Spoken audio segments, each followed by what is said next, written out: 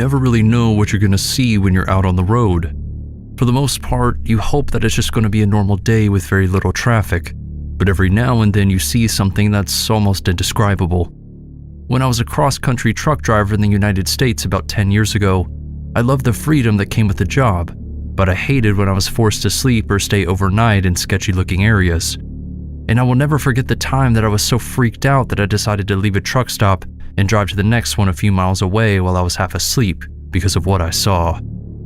It was the middle of the night, and I was driving a load from Oregon across the country to North Carolina, so it was the second day of driving, and even though I had gotten a few hours of sleep the night before, I was absolutely beat. I remember looking at the clock and seeing that it was 11:30 p.m., and I decided that I was going to pull over at the next rest station or truck stop that I saw and get a few hours of sleep. And after deciding to look for some place to park, I ended up driving for another 10 to 20 minutes before finally seeing a truck stop. So by the time I was pulling in, I swear I could feel my eyelids closing on me.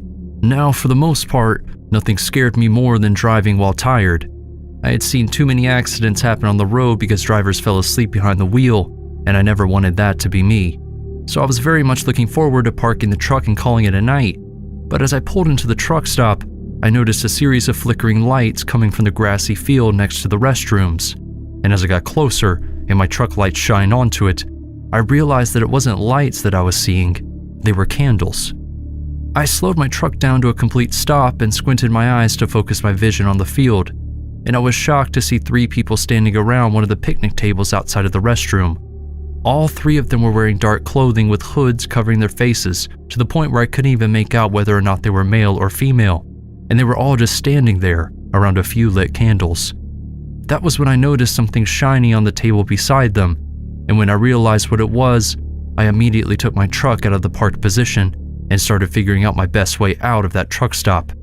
Sitting on the table next to the hooded figures was what looked like a knife. As I slowly backed my truck up to position it in a way that I could pull out the truck stop and back onto the road, I noticed that 3 people turned to face my truck. One of them started to walk toward me, and that walk slowly transitioned to them running as I continued to move my truck. Thankfully, I managed to put into drive and start pulling out the truck stop before they made it to the passenger side.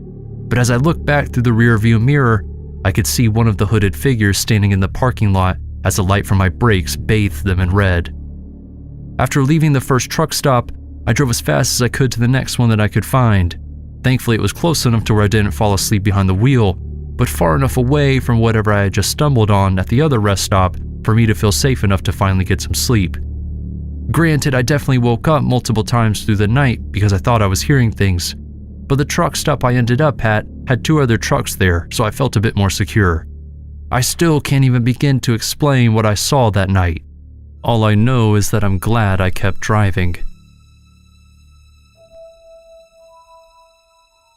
As a truck driver, I learned from the guy that I rode with when I first started that above all else when on the road, you have to respect other drivers, especially other truckers.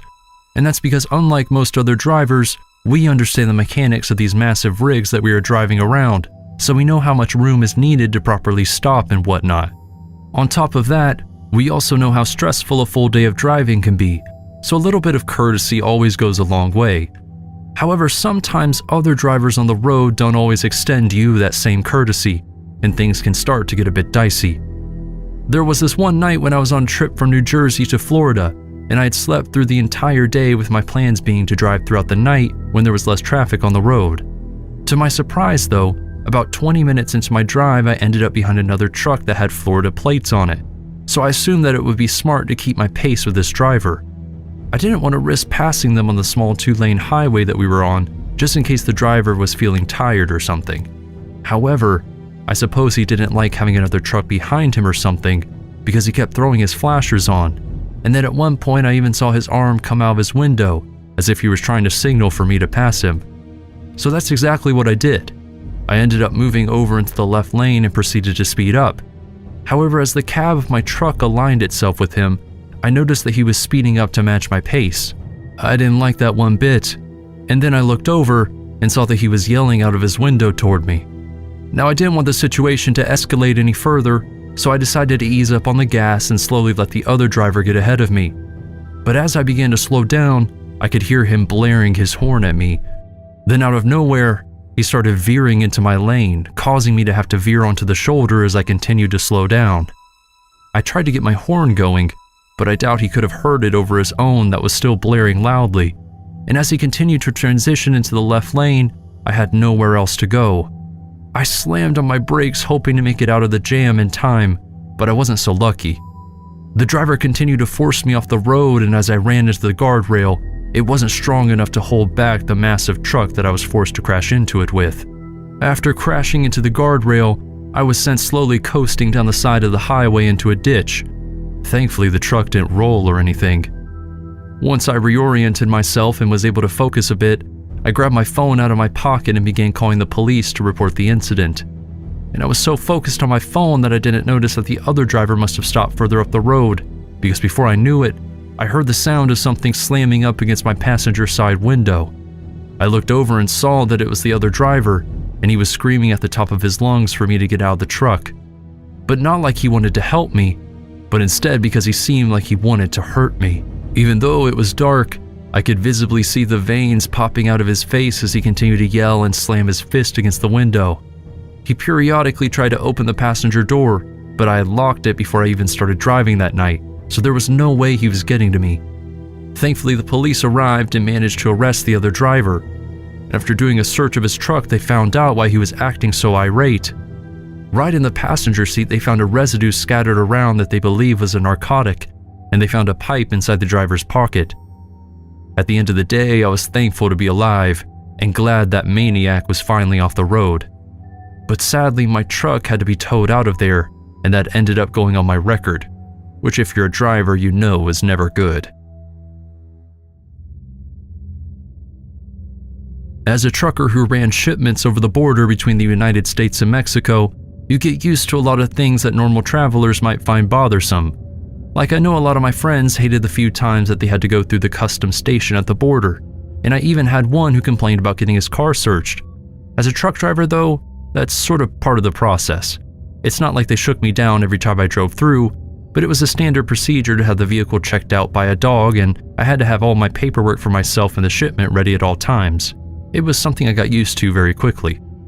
Honestly, the hardest part of these deliveries for me was always whenever I saw a random car or series of cars parked on the side of the street. That's what most people should be concerned about when driving around Mexico, especially if you have cargo that someone might find profitable. I found that out one night. I had just dropped off a shipment in a small town just across the border and was on my way back to the US, and by that point it was about 9 at night, so I figured getting through the border would be quick and easy. The problem I had though was getting to the border. As I drove down the road, I noticed a dark green panel van that had its hazard lights on, and as I approached it, I began to slow down just to make sure that I wasn't going to hit anything. That was when I noticed standing just a little bit in front of the van was a woman who was waving her arms as if she was trying to flag me down. Now, I had always been a helper. Anytime I ever saw someone on the side of the road, I always feel compelled to help, so that's what I did. I drove a bit past the woman's van and pulled off to the side of the road. And as I hopped out of the truck, I could see that the woman was walking toward me quickly, and she was speaking Spanish at a pace that I couldn't understand. And I'm bilingual, so I normally didn't run into this problem. I asked her, "What's wrong? How can I help?" in Spanish, at which point she slowed down a bit and said something along the lines of, "I popped a tire and my babies are in the car. We don't have any water. Can you please help?" And I said, of course. I told her that I had water in my truck and grabbed a few bottles before walking toward the van to inspect her tire, to see if I could possibly patch it or possibly replace it if she had a spare. It was pretty dark out, especially with the lack of streetlights in that area, so I couldn't make out exactly what it was, but as I got close to the van, I could have sworn I saw something moving around on the other side. I turned to ask the woman if she had anyone there with her, but she didn't answer at all.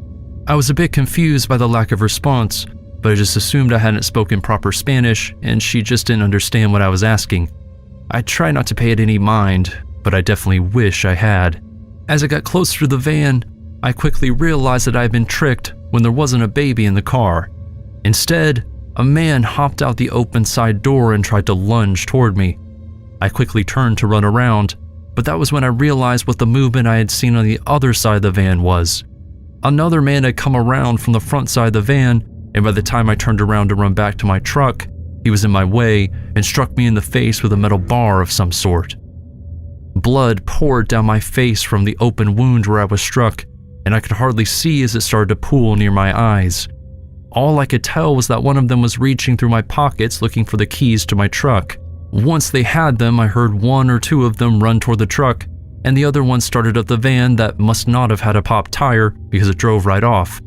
After they left, I managed to get myself up and walk down the road until I finally saw another set of headlights heading in my direction.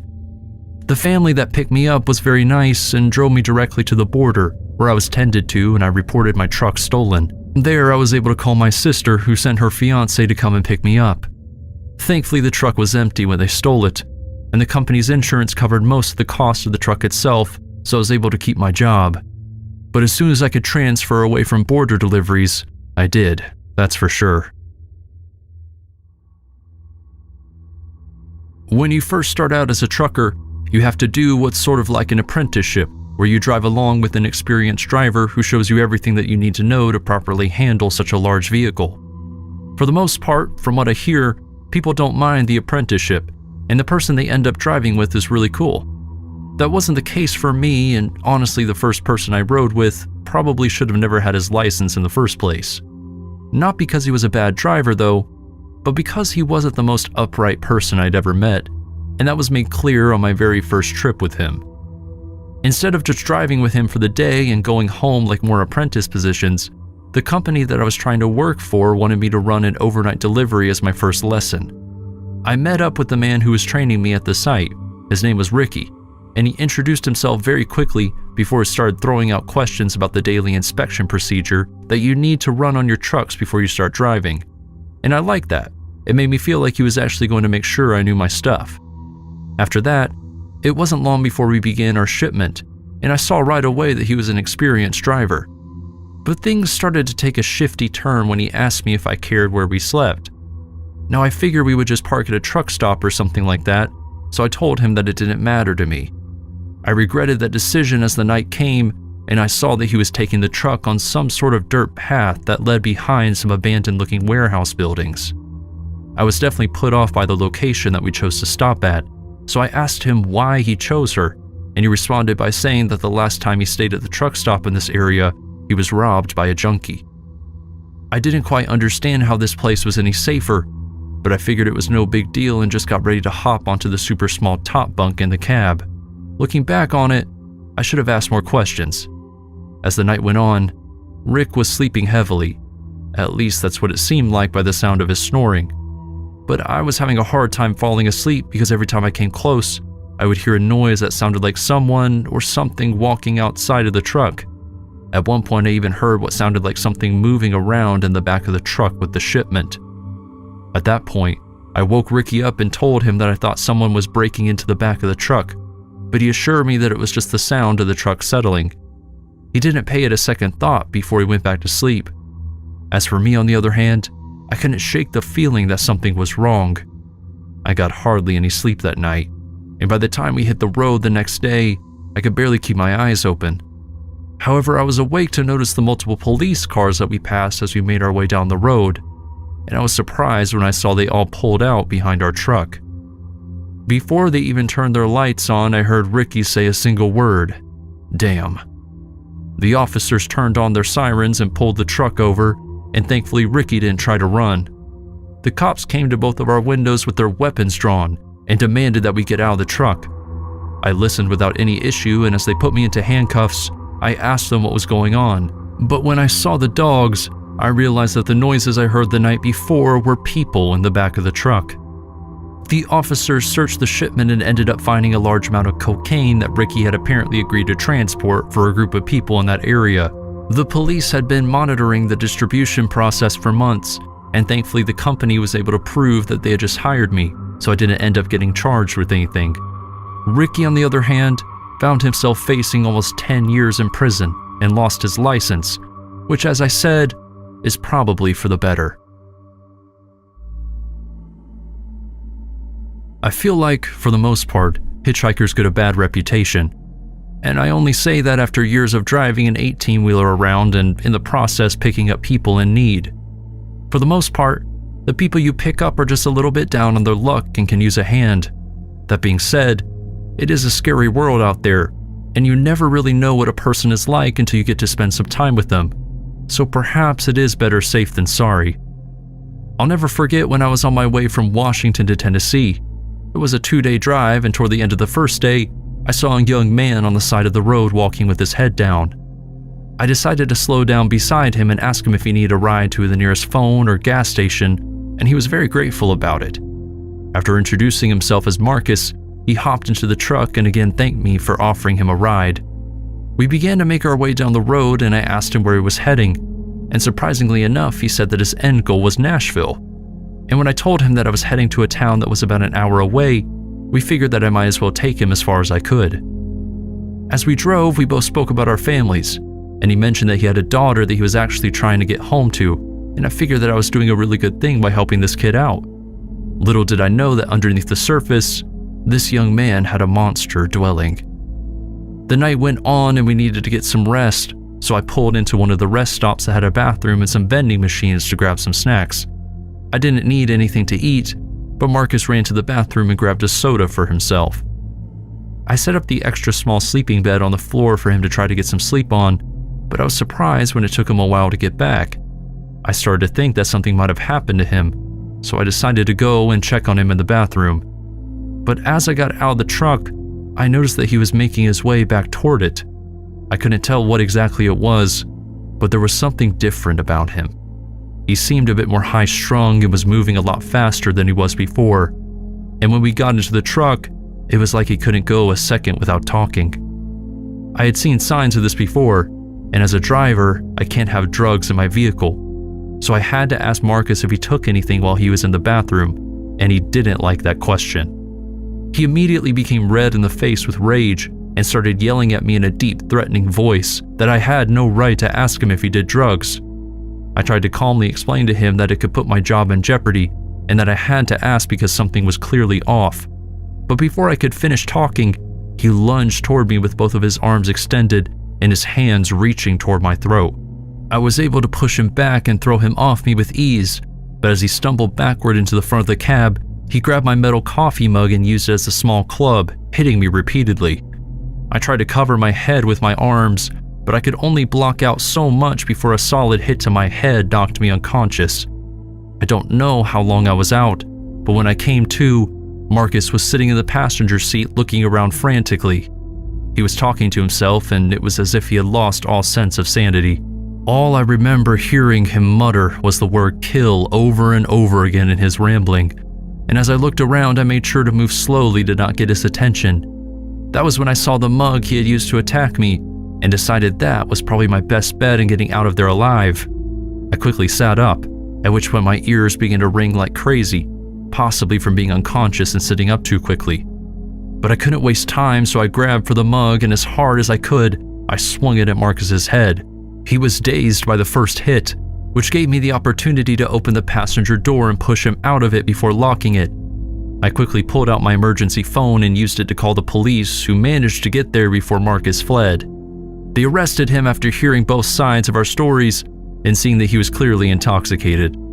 Afterward, they inspected me to see if I should go to the hospital, but the officer was pretty sure I was fine, and since I felt okay, I decided to just sleep it off and got back to work the next morning.